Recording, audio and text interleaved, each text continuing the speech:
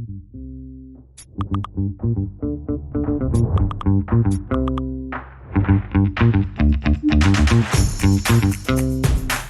Shweta. I have over 16 years of experience in IT and software. So my name's Geoff Burke. I'm a senior cloud solutions architect at Sunati. My name is Alistair. I am a contract senior DevOps and platform engineer working for the UK government. I've been working in IT for about 20 years, and for the last 13 years in data protection. So backup, disaster recovery, and that kind of thing. When it comes to containers and DevOps world, I got interested in this about 4 years ago. And 3 years ago, I managed somehow to pass the Certified Kubernetes Administrator exam. Since then, I've been slowly but surely getting more and more DevOps work in my normal field of work. And I've been able to pass the other Linux Foundation exams, which were all quite difficult. Okay, and so the topic of my talk today is how to create a career path in DevOps. When I was talking about this, I thought, what have I seen in my experience which can help people out, especially people who are just starting, fresh out of college, and people who maybe have missed this, because I've had some managerial roles as well.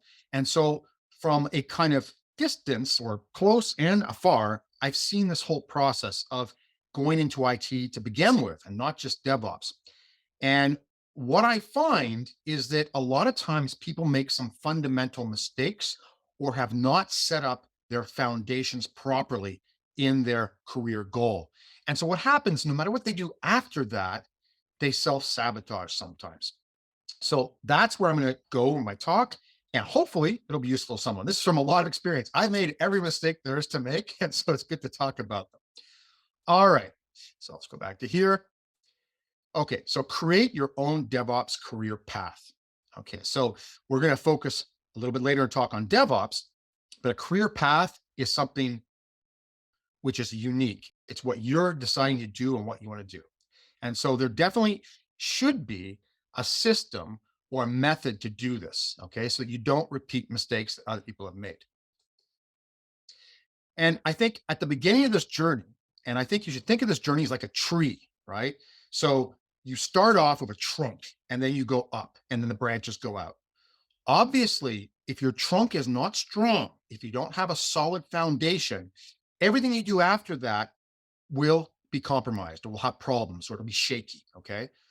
So I always say when you're starting off, it's important to ask yourself a couple of very simple questions. Simplicity sometimes leads to complexity, but it's very important to keep us on track. So a lot of this is self-obvious and self-evident, but I can't tell you how many times I've seen people not perform these things and get themselves into trouble later. The most important question, what do I really like doing? Now, that sounds like a silly question, but it isn't. Think about it. So I like computers. Okay, next, I like IT. Next, I like coding or I like operations, DevOps, whatever. You should form a structure of what you like, simplify and have it in the back of your mind. I personally recommend writing these things down because life is so chaotic that in your head keeping these things, it gets fuzzy. And you need, when you're on a career path, to have a goal and have a structure which you can always follow. Keeping in mind, it's not written in cement because, of course, the person you are at 20 and the person you are at 30 could be two different people. What you like now, what you like later could be different things. So you have to go back to this. But it's important to make that statement right away after you've self-analyzed yourself to know what you like. Equally important, what I don't like doing, okay? Now you think that's obvious. It is, but if you don't actually put it down and don't actually have it written down, you'll have situations, for instance, where you'll get a job offer. And let's say you don't like coding in Rust or you hate Python. And they'll say, this is a great job. And there's a bit of Python.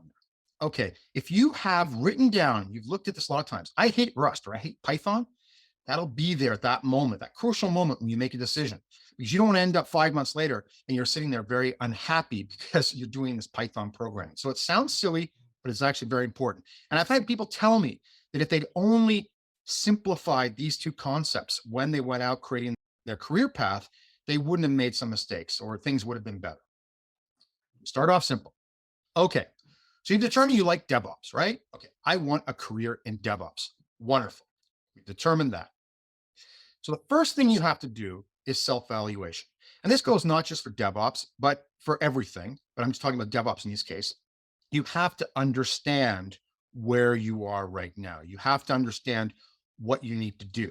Okay.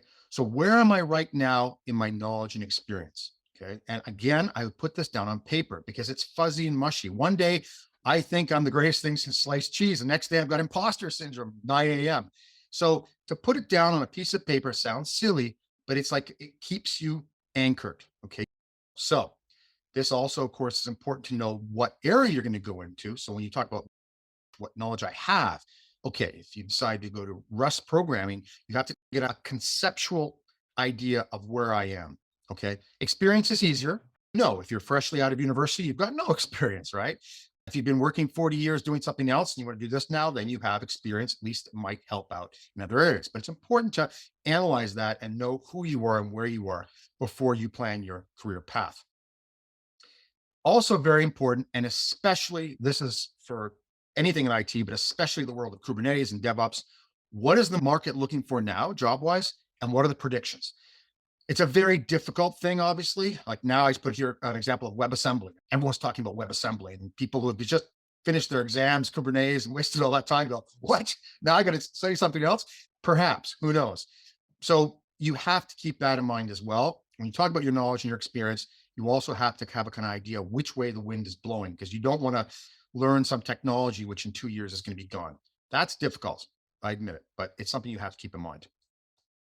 Okay, and I like this as a little mantra. What do I need to know to get where I want to go? Okay, very simple. What do I need to know to get to where I want to go? Okay, that ties it all in right there. Just repeat that to yourself, and then you might be on the bus and you think, wait a minute, I don't know that. It's incredible how the mind works. Okay, so I'm going to start with theory. And the reason I'm underlining this and pointing this out is because there is an attitude out there in the IT world, experience is everything. These certifications and all that, just learn on the job and you'll be great. So I disagree with that. My experience has shown me that the best IT folks, and especially when it comes to DevOps, Kubernetes, have to have solid theory. They just have to. It has a very important component. And when I theory, solid base, it's the actual trunk of your knowledge. It's solid. It's not something just picked up from TikTok, which is a trend today to get quick information, sound bites. So what are these? Diploma, certification, certificates. Okay. As much as you can, you need to try to get these. Okay. Obviously, sometimes economics doesn't allow you to do things like that, but if you can, get them. And those are the bottom of the trunk, I would say. So very important. Don't neglect them. Webinars and tutorials. That's the next level. So I like to put a hierarchy here because it is important. There is so much quick and easy information on the internet today that there is a temptation to try to build yourself on those blocks. While I consider them to be important and useful, it's still very important to have the diploma, certification, certificates, and then the next level, webinars, tutorials. Because once you've done the lower levels, the higher levels make a lot more sense and are much more useful to you. And you can use a path like KodeKloud's developer path. And I'll talk that later. And I'm not just saying that because I'm a KodeKloud ambassador. I truly like what KodeKloud have done, if I can pronounce it, in creating this path for you. So they are giving you courses and a path and sending you in the right direction where you can get that knowledge, that level of understanding, which later you can build on with webinars and whatnot. And I'll talk about that later. Okay, go out and lock it up. Now, why did I say that? Because this is a corporate slide, and I really like this little lock here. How can I get this in the slide? So go out and lock it up. Lock up your career goals and your career path. Get the experience any way you can. And that seems, again, self-evident, but you'd be surprised. You need to get hands-on. So we get the theory, which is very important first. Okay, that's a must. But then you have to use the theory because one without the other is only half the water in the cup kind of thing. So you have to go out and get it anywhere you can. Volunteering. If there's a charity near you and they're running some old server, go in there and say, hey, I can put Kubernetes on this. I'll do it for free because I don't guarantee an SLA or anything, and get experience. I've seen people do that. Work part-time. If you're a student, I think you're doing this anyways. Again, try to find a part-time job which will incorporate this knowledge that you have. Become a contributor to a project. This is unique, especially in the open source world and in the CNCF. You can actually join a project. At first, you might say, hey, I'll carry the beer at your meetups. And then they'll let you code eventually, or they'll let you participate. But you can get involved. And remember, your brand can be helped by other brands. So in other words, if you join an open source project and you've got a minimal role, nevertheless, you're part of that. So you're associated with that, and you start to build your brand. And you can come to a point in your career where your brand does the speaking for you, in the sense that the last job I got, they didn't even check my references, because these little communities and stuff, yeah, he's out there. We know who he is. He's not a criminal or anything. So your brand is very important. And that's also sometimes neglected. Be human. What I mean by be human, do YouTube videos, tutorials, but don't forget that we are, when we're going on a career path, and we're being hired, we're dealing with humans. We're not dealing with computers. So you have to be human, and you have to work on that in a sense. How do I present myself? How do I talk to people? How can I be a little entertaining? And it's sometimes forgotten, especially in the IT world, in the developer world. These developers just all day long. So the more human you are, the more you're able to intercommunicate, the bigger advantage you'll have vis-a-vis the person who can't do that. Okay. Sometimes forgotten. Okay. Be original. Now, this is interesting because it's very difficult to be original, but I've seen people in their career paths do really well when they've come up with that new idea, when they've looked at a problem, they've solved it a new way. And in that manner, they've got attention from the people who are hiring and whatnot. So always ask when you're given a problem, can this be done in a new way, in a different manner? And don't just try to do something different for the sake of being different, obviously, because that can be a nuisance. There's a paved road here. I'm going to pave it around the block just to be different. No, it has to be something worthwhile. So it's very difficult to do. However, if you're able to, you will get ahead. Think out of the box. It's a cliche, but it's true. It's linked to that think original or do something in a different manner, but always look at a problem. Don't get set in your ways. And that can happen sometimes if you get too involved in the first part I was talking about, theory. If you're too much of a bookworm and you follow the rules step by step, well, I always follow the rules, don't get me wrong, but if you follow the procedure exactly the way it's always been done, that's could be fine and it'll get you a job. But if you find a better way and you think out of the box, people like that. It's something that sticks out. Now, important, this is being original. This would be more in the idea of how to get out to people who are employing whatnot. And they're using things like LinkedIn now and other things. And they reach out and say, hey, Geoff, do whatever, I'd like to have a job. That's fine, but keep it short and sweet. So I've had people approach me and people I know who, are managers and whatnot. And somebody writes them like literally a book. When I was 10, I had a paper route and I did this, and no one's going to read that. So you need to leverage these new technologies, new things that have helped us, especially after the pandemic, where there's so much online, but keep it short and sweet because everyone's time is limited. And if you bore people, then you're going to be thrown away. Whereas if it's short and sweet, someone might remember, oh, I never seen something like that. And they might come back to you. Okay. The search is always very important. How do I find a job? This question comes up time and time again. Leverage, this going back to what I just said, leverage your contacts lightly. Don't be Billy the Badger. So I don't know if English isn't your first language. A badger is an animal, and I think it's like a beaver, kind of gnaws at things, and it's very persistent. And so sometimes people are like that too, especially advertisers, right? Billy the Badger, I call them. So leverage them, reach out to people, friends, contacts on LinkedIn, companies directly. That's one thing I used to do, was send an email directly to companies, say, hey, I want to be a Kubernetes administrator. I see you like 5 clusters. Maybe you're interested. Maybe they're not. But lightly, don't overwhelm them. Daily web vacuum cleaning. That's what I used to do. Is I would have a time when I was searching for a job in a specific area, let's say DevOps, and I would, from 9 to 10, have certain sites I would just go through and disciplined look at everything, because it'll be that one thing will pop up for a short amount of time. You've got to catch it. So do that. Make sure you do that. Again, reach out. I just copied my thing. Yeah, reach out, but be short and sweet. Okay, I said that before. The resume. And this is really important because resumes are still extremely valuable. I know that people are using things like LinkedIn to present themselves, but resumes still are very important. The vast majority of managers still want to see a real resume.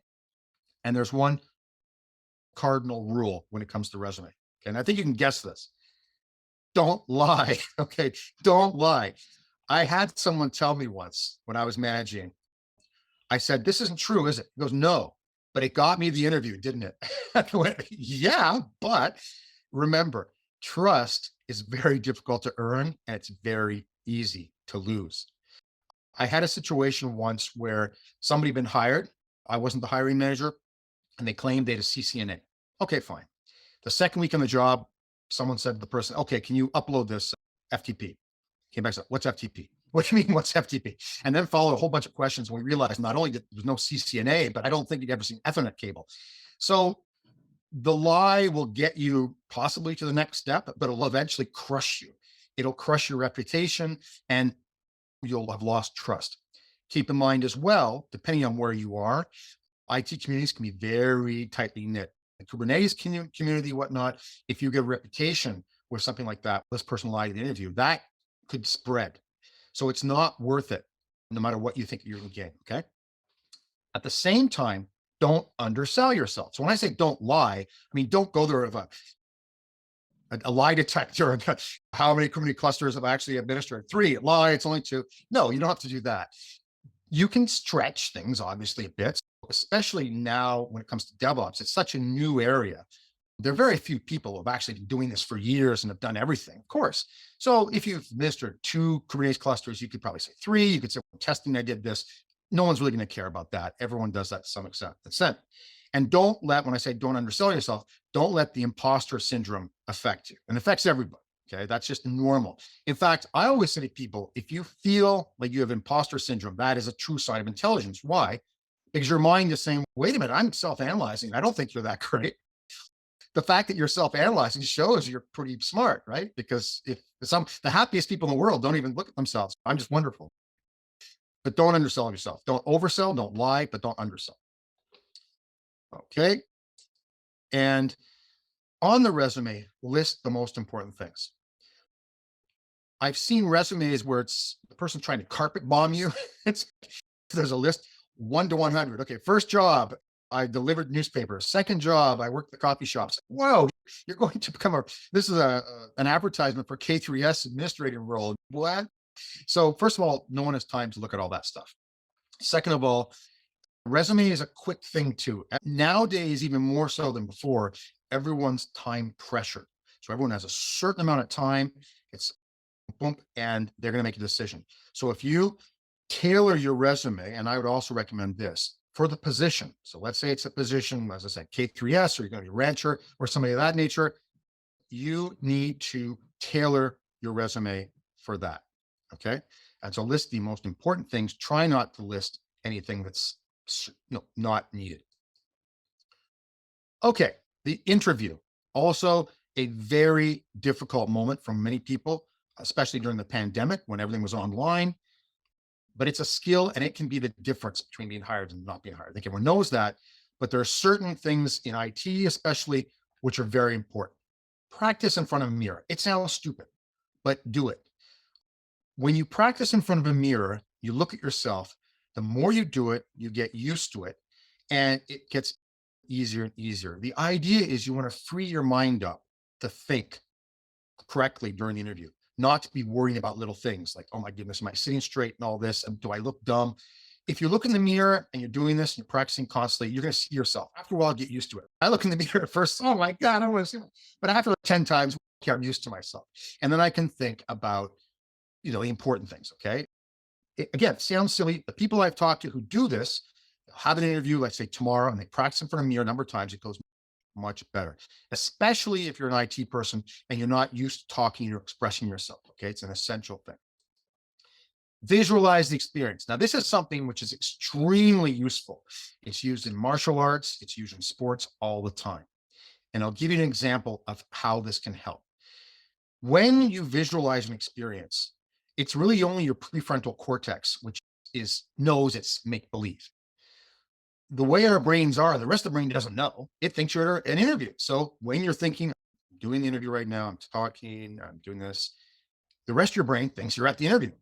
How can this affect you? Give a personal example. I used to interviews get nervous and I used to sweat a lot, especially if it was hot, right? And so I go to the interview and I know I'm starting to sweat. I'm thinking, oh my goodness, maybe my shirt's all wet. They'll think I'm sick or something. God forbid it's COVID times, they'll throw me out of the office. After visualizing 10, 15 times the interview, what happens is those are the brains that are freaking out because you're an interview, right? And it's causing your sweat glands or whatever. They've gotten used to it. So that doesn't happen. Shouldn't happen. I had another experience where a fellow came to a job interview and he was scratching his back of his head all the time. It was like, I'm looking at him going, what does he have, lice or something? And I started to move back. But it was a nervous reaction. Again, if that person visualized the experience numerous times, that nervous reaction most likely, possibly could have gone away because the brain's been through it a lot of times. My episode of sweating would actually, if I was looking for a job and I got 8 interviews, by the 8th interview, no, it was no problem. I was used to it. But you could go through it again. So visualize, never forget that. And that's also a great technique for anything you're doing in IT, especially if you're going to do a big upgrade or you're going to be doing some coding. Visualize beforehand. It just helps the process. Research your target. Now, this people do to some extent. They'll go to the about page of the company. So let's say I've been invited to an interview with, let's say, Intel. Okay, I know Intel. So they might go to the about page and look about it. What you really should do is just scour the internet for anything about Intel, anything about the position, anything at all. Find as much info as possible, because then you're going to be able to respond better to them. You're going to know where they're coming from, and that helps. Every little piece of information that you have that the other person going for the job doesn't is going to help you. Be normal, but aware. Now, what do I mean by that? I've seen people come to interviews like this. It's like they've been crazy glued. My name is Geoff. I love to work. I know that's not Geoff. Geoff is this, right? Okay. But they'll put this phony baloney kind of thing on, this act on, and it doesn't look very good. So people, they think, why is that? Same time, you want to be aware. Okay. You don't want to be too normal in the sense, I'm Geoff. I don't like to work. I'm boring. No, aware in the sense that you're talking, an interview, watch your interviewers. Don't look at the ceiling, watch them, see their reactions. That's really important information. If they start to not like something you're saying, you need to correct, okay? You have that ability to correct and to change your demeanor or change what you're saying. And that could save an interview, okay? So normal, but aware. Ask good questions.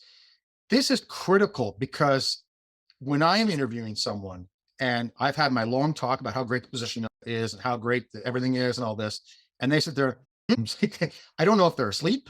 I don't know if they heard anything I said, but if they ask a question, then already there's a back and forth. And that's obviously what employers like, is a back and forth. If you're managing people, you want to get feedback. It's a human thing. At the same time, I don't want I love the boss questions. Okay. You've all seen these. Your company has a company meeting and there'll be people at the front row going, hi, why are you such a wonderful CEO? No, okay, that's because people are hiring, they don't want that.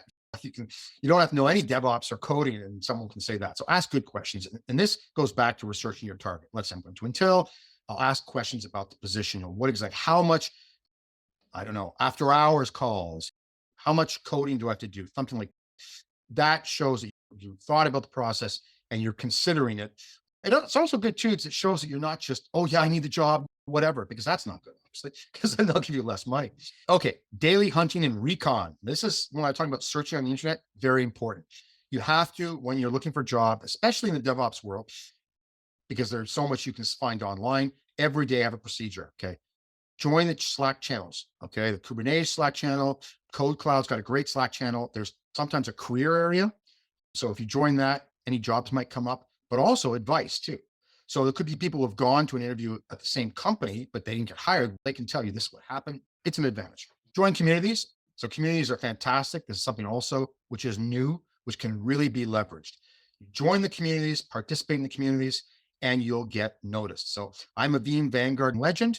And so I do a lot in the Veeam community. And I've had people, recruiters from companies say, hey, would you be interested in joining this company? Because they've seen my activities there. I didn't have to reach out to them, okay?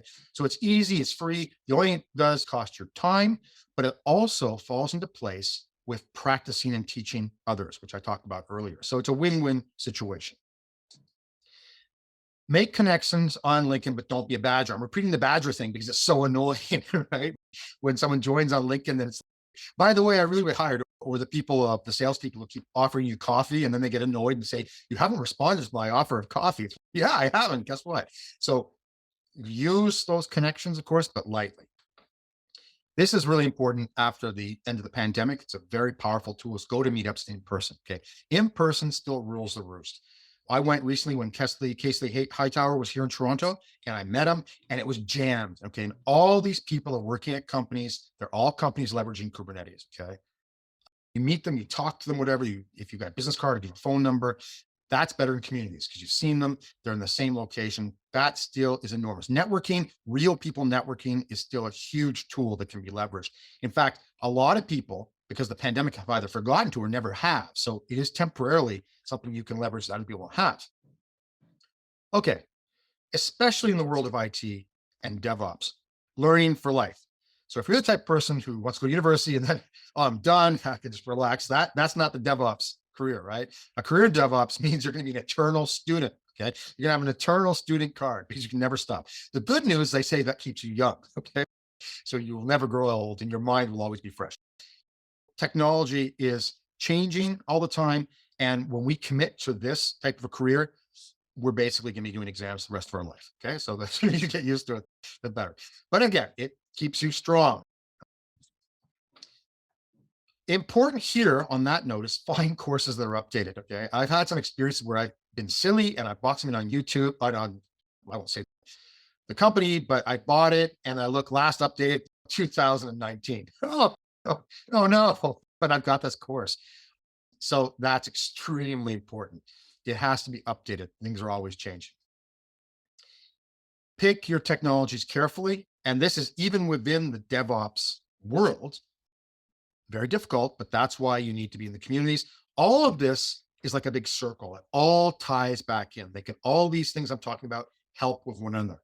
So keep your ear to the ground. What is happening? What's moving? What are companies using? Don't learn legacy if you can avoid it.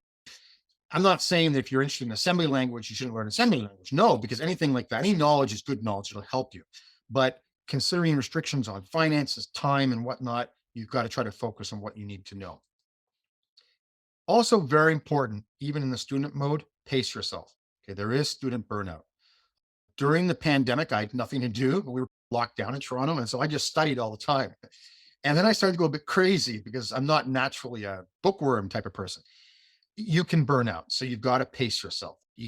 I would do 15, 20 minutes a day. It's like a little workout, and that's fine, but don't overdo it. Don't set yourself up to do 10, do all the Kubernetes exams in 1 month. That's you might go back to the first question and say, I don't like doing this anymore. Okay, now I'm going to focus on KodeKloud and why I like it so much. When they offered KodeKloud ambassadorships, I just jumped for it because KodeKloud helped me so much in my path. And it combines everything I talked about. There's originality, there's concrete path. So for DevOps in particular, they've done some of this work for you because some people might have been asked, well, okay, great, Geoff, you said make a strategy. I don't even know what I'm talking about yet. How can I make a strategy? They've done that for you. It's not dogma in the sense that this has to be the way you do it, but they're giving you an opportunity to follow a path, which will get you to a point where then you can make your own decisions. So you'll have enough knowledge and no need to reinvent the wheel. Again, if someone's already thought of this path, it's there for you, right? And even if you have to make some changes for your individual situation, that's fine. Okay. They have a 4-step path to your goal. So we're talking specifically now about DevOps, 4 steps. Okay. And within those steps, there are courses.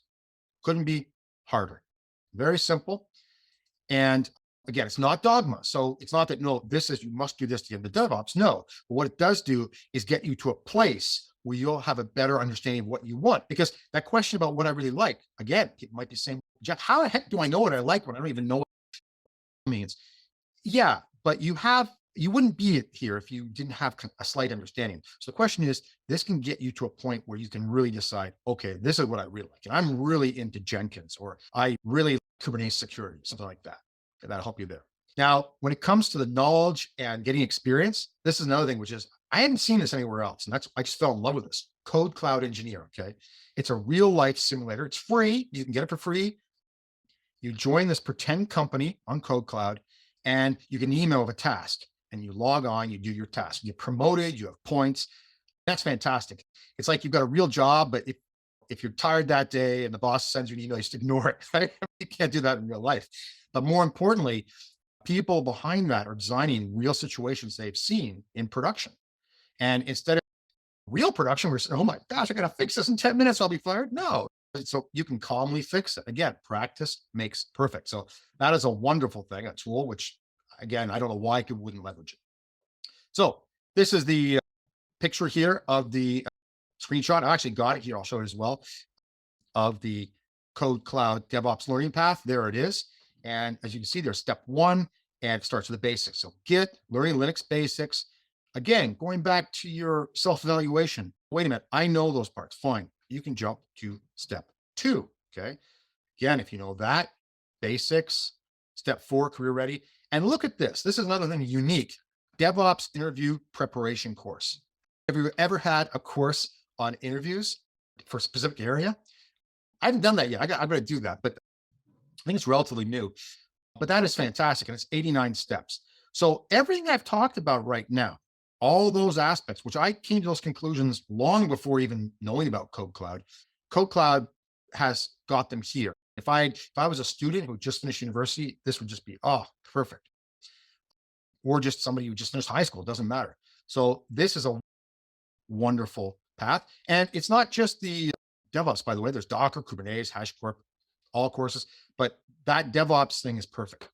Okay, and KodeKloud engineer, there's me. So I've been a bit lazy recently. I haven't done much, but I am now a senior DevOps engineer at Nautilus Xfusion Corp. Okay, so I got my little picture there, and was that a crown on my head? Anyways, it's fun. It's like a game, but it's work game. You don't get fired. You don't get an evil boss saying mean things to you, but you get real scenarios. So here, for instance, the next one I've got to do, deploy MySQL on Kubernetes. Okay, great. You'll go through it, and the end explains what happens. And as I said, you get points and you get promoted in the end. So it's a fantastic tool. There's a leaderboard here. You can put your photo there if you want. Oh, I got to log in again one second. And this is great. And for instance, especially because there are technologies which I've never dealt with. Puppet. I've never dealt with Puppet. Okay. But they'll have some Puppet problems come up. And so I have to learn a bit. Now, I'm not going to focus too much on that because I just don't see that in my future. But it's good to have a bit of a mental spread that, yeah, you know what it is, but there's Ansible, a lot of Ansible in there. So it's a wonderful tool. Okay, let's go back here. Questions. I left time for questions. Last time I talked too much, surprised, there was no time for questions. Some questions, and let me just pull up there probably were some. I wasn't paying attention to the chat. Oh, maybe I should put this here because everyone will see it. Let me just see. Okay, let's find them. A lot of people saying hello, which is wonderful. Okay, yeah, you can rewatch the session. It's been recorded. And let's see. So someone's saying they're a full stack developer. So that's interesting. Dishwath Chowdhury said he's a full stack developer. So that just shows that there's a wide difference out there. There are some people who are very experienced. There might be people who are like full-time coders and know Python inside out or something like that, but they want to go into DevOps. They want to get more into operations.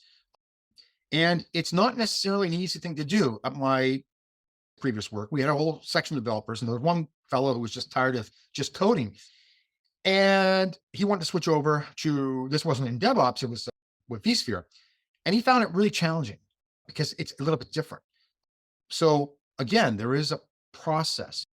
Even if you've been in IT for a long time, the misconception out there with your neighbor. Oh, you work in IT. Heck, my computer is broken. Can you fix it? Wait a minute. I might be a web developer. I'm not a Windows 2020 administrator. But that's the problem. It's siloed, and it gets more siloed, especially when you talk about DevOps technology, Kubernetes. I've seen some poor vSphere administrators who thought, I'll just learn Kubernetes over the weekend. And they come in on Monday. So it's not that easy. Okay, I'll try to find some more questions here. People looking at someone started 2 weeks ago, the DevOps path. So a lot of the stuff I've said, you probably know or might know already. But what I found was, being involved in a lot of interviews and whatnot, how often it's the things I talked about now, which sabotage people. So some of these people have great knowledge technology, but they made some fundamental mistakes at the beginning of the tree trunk, which made the whole tree wave side in the wind compared to the other person.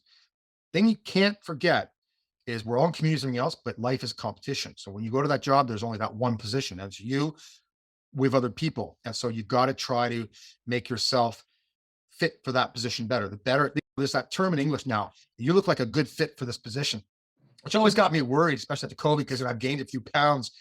I don't fit anywhere. But the idea is, of course, that they've got position and it's nicely, which is, it's silly too, because if you know in IT, like there is no fit. Like you join as a SQL server specialist, and oh, by the way, there's Exchange, Geoff. Can you do that? And you end up doing everything, but they still like that term, a good fit. Okay, people talking about what they've been doing. Let's see. A lot of people starting the beginner course. Very good. The Kubernetes beginner course is essential. One thing I'll say about theory, when I first got into Kubernetes, I had no Kubernetes workloads production work, but I really wanted to do it. So I did the Kubernetes exam with no work experience, and that was very difficult. So you're talking about theory and experience. So I built my little home lab and I used KodeKloud intensively, which helped. It's helped offset that lack of experience.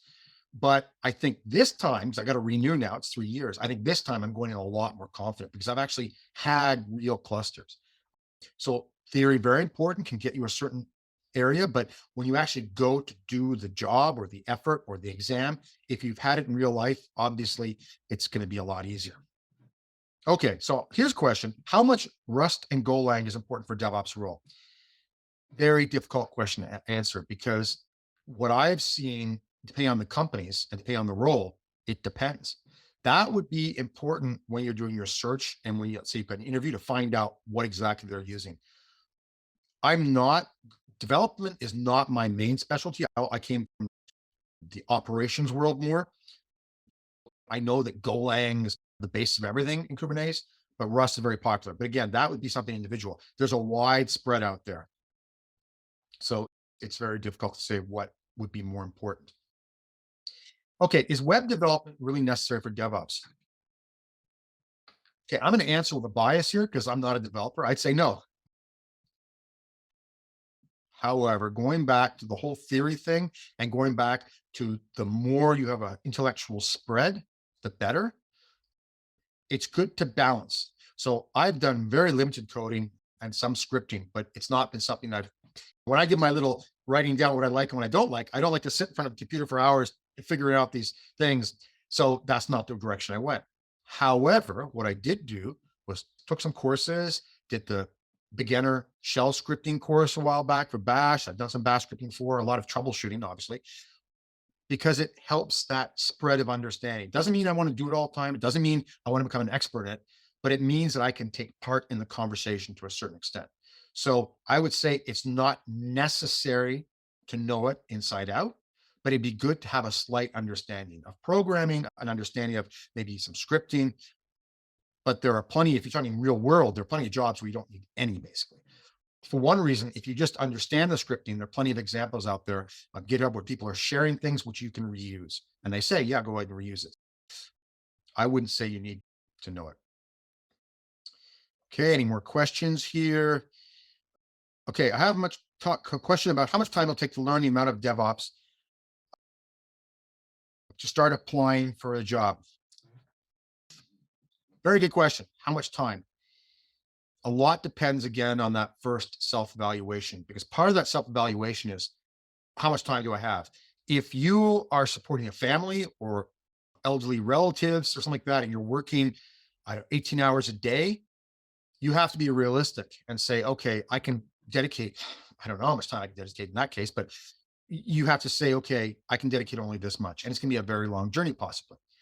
If you're a student and I don't know, you've got some kind of a scholarship or something, you've got a lot, I would say a lot of free time, but free time where you could either be out at the discotheque or drinking beer all the time or applying yourself a bit, I would take a chunk out of that social life. Don't kill your social life. Don't get me wrong. Just because I'm an old person doesn't mean you should kill yourself when you're young, have no fun. But a little bit of time. It's incredible how much a little bit each day goes a long way. So when it comes to sports, what they always say is if you go out every day and run 15 minutes, it's better than running an hour once a month, right? It's the same thing. We are creatures of habit. Our brains are creatures of habit. The way the brain works, the neural pathways is you do it once, you do it twice, do it 3 times, and then it just smooths out, right? It smooths out. So it's the same thing here, but how much time it takes is going to be really, I think, on how much free time you have. As far as I'll also point out too, as far as ability to learn quickly or not, that's, I would say, not as important, because I've seen people who arguably someone was the natural came in, mathematics genius, but then they sabotage themselves because they're out drinking beer all night because they're natural. And then this person is not a natural who drinks beer for half the night. The other half of the night is studying Kubernetes, and that person got the job. It sounds silly, but I've seen situations like that. So sometimes it's good if you're not a natural at things, because it's making you feel that you need to work at it. And if you work at it, you're going to go further than the person who's a natural who doesn't. Okay. Can do let's see. If I learned DevOps and KodeKloud Engineer program, could I get a real job? So if you're talking about using that on a resume, that's a really interesting question. I personally would think it would help. So if I go to an employer and I'm on an interview and say, by the way, actually, you know what? I've done it. I just remembered I've done it. I had an interview a few years ago, and it was after KodeKloud had come out, and I used that. I had to add something else. And I said, by the way, there are gamers during their spare time are shooting or playing soccer or cricket or something on the screen. I'm doing KodeKloud Engineer. Now, it sounded a bit geeky, but I just jokingly said, this is my gaming. But while I was joking to be humorous, I pointed out, no, look, these are real life situations, and look, you solve them, you get whatever. It shows initiative. I mean, again, people, and this doesn't matter, DevOps, whatever, managers like initiative. There's people who are, it shows you're interested. You're doing this in your free time. So I would say, yeah, I've done KodeKloud Engineer. What? Should I be shooting zombies instead? No, that I think looks good. And not to mention it's real problems, real technologies. Okay, let's see. Okay. DevOps seems like an indefinite target. That's another interesting point. Yes and no. But in my opinion, IT is an indefinite target when you think about it. I have never, when I've been hired, felt that, yeah, I really know the subject inside out. Okay. I just joined a new job now, and I'm doing technologies where I'm working with for a long time, some newer, some, of course, container technology, not newer, but other technology, disaster recovery, I've known for a long time. But I always feel at first, because it's always changing. Okay. And that's difficult from one point of view because you're always going to have to learn, but also is good because there is no permanent king or queen of the castle, right? Because if somebody was a superstar, I don't know, in physical machines 2008, then came virtualization. Now came Kubernetes. Where are they now? If they have not continued to move with the flow, they lose their position. So it can be daunting that it's indefinite, but it's not. And remember, businesses have to work. Businesses have to function. And no one's the perfect specialist. I got to hire somebody, right? And that somebody can be you. So it can be daunting, but at the same time, I think that it's easier than you think, put it that way. And also your ability to adjust. And that's another important thing too. Again, about us not being computers, is the concept of plasticity, which you might not have heard of. It's in neuroscience. I just read a couple of books on neuroscience recently. That's what I'm talking about. Plasticity is that we are given something at birth. So this body and this brain, whatever shape, whatever. However, one of the unique powers that we have, and it's not some magic power, it's very simple power. We can change them. Again, through repetition, through thinking processes. Again, you take the martial arts. I started doing Tai Chi a while back, and I used to play rugby and soccer and ice hockey. And I started doing it. And after a while, I thought, wow, now I get it, because I kind of understood it's repetition over and over again where things just go smooth. Same thing in this area too. You might not have any IT background, but think about it. Everything you do on a repetitive basis, you get better at. It's just the way things work eventually. Okay. I have no IT background. What should you suggest I start DevOps? So if you have no IT background, in a way, that can be even better. Okay. Believe it or not. Why?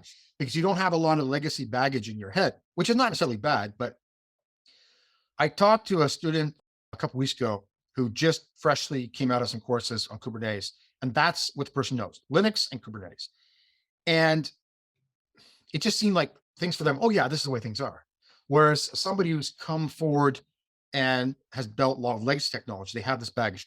One situation I saw was there was a webinar at a certain, it was a convention that takes place where they invite some IT specialists and they talk about a technology. And the technology that was being talked about was a company that was doing Kubernetes. And all the people on the panel were all vSphere people and Hyper-V people, I believe. And they're asking questions and I'm going, oh, because not their fault, but they're asking things that really apply to virtualization. When it comes to Kubernetes, they start to lose their meaning. They're not as important. And yet these people, they were stuck. They hadn't studied Kubernetes. So if you have no IT background, in a way, it's easier. Now, after 20, 30 years, it'd be like in my situation, you got everything to look forward to it. But having no background is no problem again. And a site like KodeKloud is trying to hit everyone who needs in their particular situation. So if you have no IT background, KodeKloud's got the, okay, starter Linux course. How do you start? How do you do that? So step by step. That's why the steps are very important there. Now let me see if I've some more questions. Okay. I just finished SCAD. I got certified doing CK. It seems knowledge in these certs are basic, even though it's a lot more ready for the cloud. Okay. Climbing a large mountain. Yeah. So again, question of what is the level of knowledge you need to get a job? Very difficult question to answer because that's going to relate back to the target you're going for. If you are going for a job at a smaller company, which is just starting Kubernetes, for one thing, they're just starting, and a lot of those are coming. That's another thing to point out too. If we believe the predictions, and the predictions seem to be saying that Kubernetes is coming, DevOps is the new wave, it's coming, it's taking a bit longer to some extent because of the lack of knowledge. That's been proven. I wouldn't say it's complicated, but it's a step-by-step process, like that tree trunk. You can't just jump in. You can't, if I've been doing these for years, I can't just take a quick course and I can do Kubernetes. No, you got to do the foundation, everything else. But it is coming. Okay. The more it comes, the broader it gets, there are going to be more jobs out there. Okay. And if there's no one to do the job, again, the questions of how much you know are going to, that threshold is going to lower. Okay. We saw that with virtualization. Okay. If I don't know anything about Kubernetes, I need at least someone to type kubectl. Do you know kubectl? Yes. Okay. You're hired. Boom. That simple. So you might right now get now, or maybe a year ago, 2 years ago, a little bit, I'd say disconcerted because you're looking at these jobs and these big companies and they want someone who's got 5 years experience and all that. That's because it was just the beginning. The same thing we saw with virtualization. But as this spreads, there are going to be fewer and fewer people available. And again, and remember, you're not staying put. You're here now. Tomorrow you're going to be there. The next day there. You're moving forward too. But I believe that there will be a lot of companies that will just need people, and they'll come to a point where they'll ask one question. Oh, you know what Kubernetes? What language is it from? Greek. Okay, you're hired there. Okay, let's just see some more. Is programming a good basic for becoming a DevOps engineer? It's part of it. I'd say it's part of it.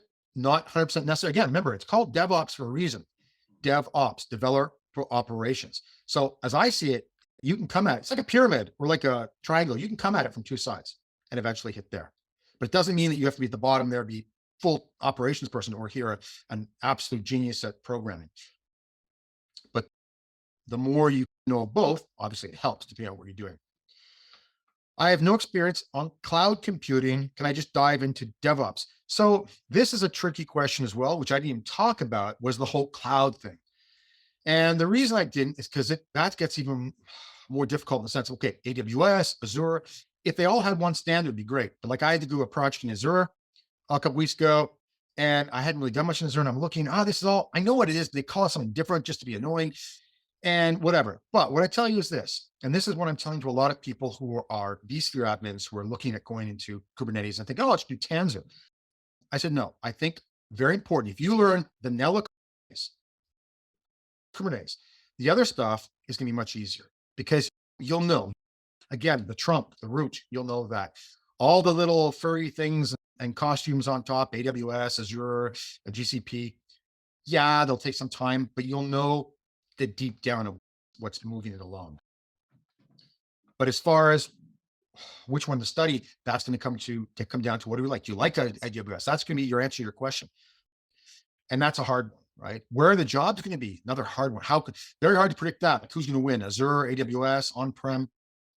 But I think that if you learn the basics, you'll be able to, again, your mind will have been trained and you'll be flexible and you'll be able to, okay, I need to learn Azure. Okay, give me some time. You'll have a system. Remember, learning is also a system.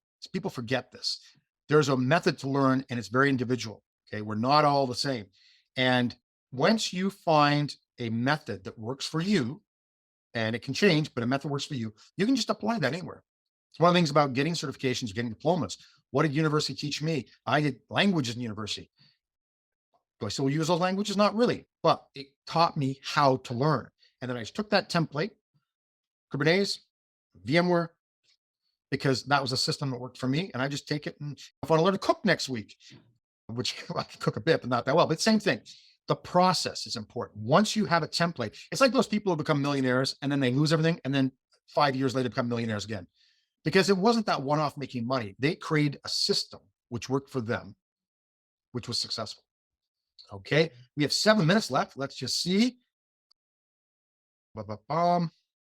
Okay. I have 11 years of experience in NOC, infrastructure monitoring, Windows, AWS, SRE, observability. Can I switch to DevOps? Yeah. Anyone can switch to DevOps, put it that way. Anyone can. Your situation is going to be, you're going to have a lot of really powerful experience. There's going to be a lot of new things. What I would say in your situation, which was similar to mine, I had a lot of experience, was be careful not to be, that's the proper word for this, not to be blinded by your past. In other words, Kubernetes is very new, containerization. Containerization isn't new, but I'm talking about these workloads, the way they are. This is very new. You've got to look at this as something fresh and not try to put templates, like I talked about those people on the panel, onto them as if it's a vSphere or whatnot. But yeah, easier. I wouldn't say it would be easier for you, because the problem is if you've got 11 years of experience, there's another danger. You might be very good at what you do. Okay.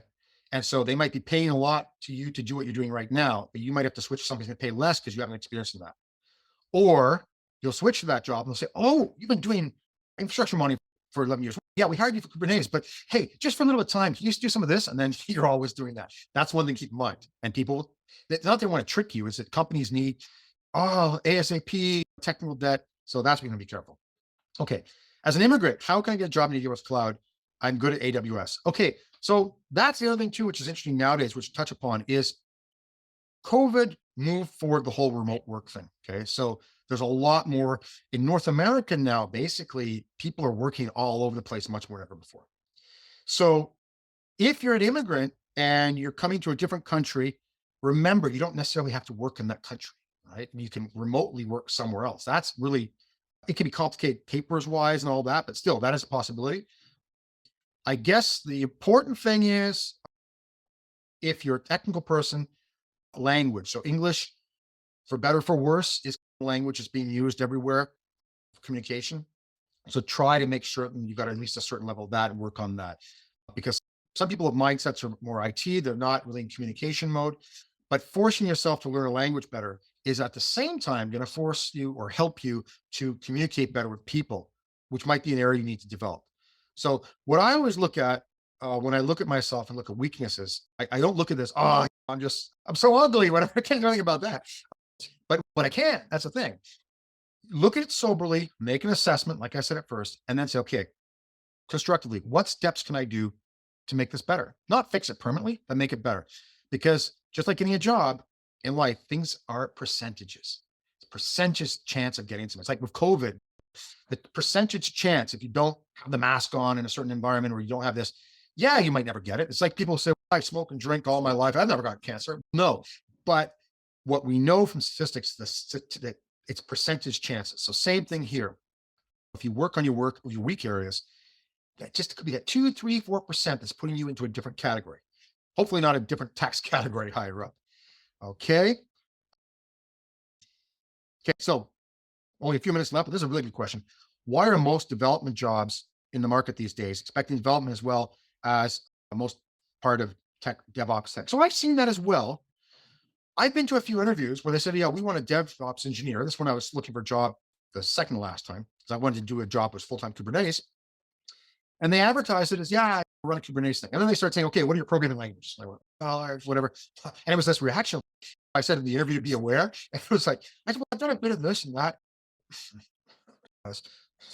It was like, oh, but I realized the feedback. But then right away, I realized that's not where I wanted to go. Those people that false advertised, they said, we want a full stack developer. We want this, whatever. We don't want a DevOps person. What I think they were trying to do, though, was hire someone as a developer, but then give them all the jobs no one wanted. In the ops world, yeah, you got to take the tapes out of the tape machine. You're going to do all that. That's also a well-known technique. Okay, I think we got 2 minutes left. Maybe one more question, if I can find one. Okay, something about AWS, DevOps, and DigitalOcean, I think. Again, those, I wouldn't put all my eggs into one basket. I do maybe some AWS, whatever, but I would be very careful because it's so hard to predict what's going to happen with these companies. We used to have a phone here in Canada called BlackBerry. And back in the day in Ontario, in the province, I was, get a job at BlackBerry. Oh, you're set for life. I don't know where BlackBerry, the only BlackBerries I see now are in the supermarket and the grocery store. So yeah, I think when you look at technologies, try to get the fundamentals, the base, so learn vanilla Kubernetes first. And then no matter what happens up here, you'll always be able to, from this aspect, that pick and choose, but don't go right into one. Okay, 1 minute left. I think that's probably it. Thank you very much all for joining. I hope this was helpful. And again, I really recommend KodeKloud's DevOps path because it helped me enormously.